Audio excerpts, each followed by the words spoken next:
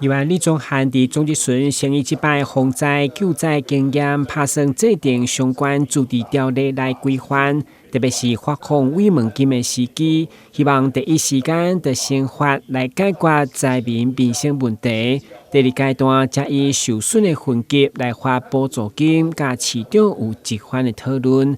另外，讲到灾害9月8将溪保重议题灾情过后，因为全台土方的供应量已经超过需求，所以这出免费赠送嘛无难买。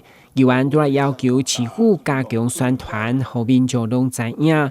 甚至于经济部曾经探勘发现8将溪流域有稀土的矿藏，看敢会当吸引建筑工程单位的注目。巴掌溪、白水溪这些都可以零元运土啊，但是民众知道吗？他要怎么领？他们知道吗？他有公告了，公告对贴在区公所公布栏，这个我也会，不需要领那么多钱。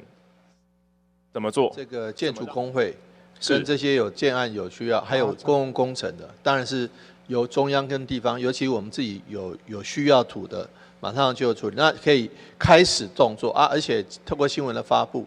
透过这个媒宣，然后希望让更多的民众知道。有时候民众他可能是小额的哦，但是积少成多。那公共工程虽然是大，但是有时候公共工程没有那么多。还有一个，因为您刚刚看到这个在巴掌溪嘛，是巴掌溪隔壁，好，对面就是嘉义。好，我们也跟嘉义县在联络，嘉义那边也有公共工程。如果据我所知，看有公共工程来做，然后这边横向的这样做，纵向的这样做，或许能够去化的快点。啊，你若讲真正要来挖黄金，我唔知影叫黄金挖会到无。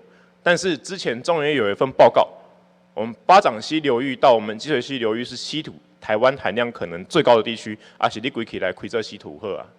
延续防灾检讨，议员会长嘛质疑理人合并对着救灾能力的冲击，要求民政局改善调整。加上公所辛苦业务量已经留不掉人才，嘛要求先编好需求原野进行业务调整。